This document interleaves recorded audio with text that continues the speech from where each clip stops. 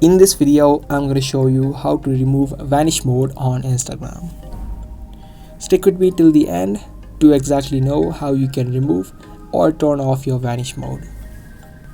Now when your vanish mode is turned on, any message you send will disappear after the other person sees this message. This message that you send will be removed. Now in order to remove this vanish mode in general, you simply need to swipe from the bottom like so, and as soon as you do that, you'll see that the vanish mode will be turned off. Now after you turn off the vanish mode, you can type in any message and the message will not be removed. To turn it on again, you can simply swipe from the bottom to the upside.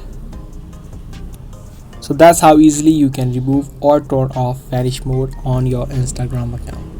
I hope this video was helpful to you. If it was, make sure to subscribe and also give this video a thumbs up. That's all for today. Thanks for watching.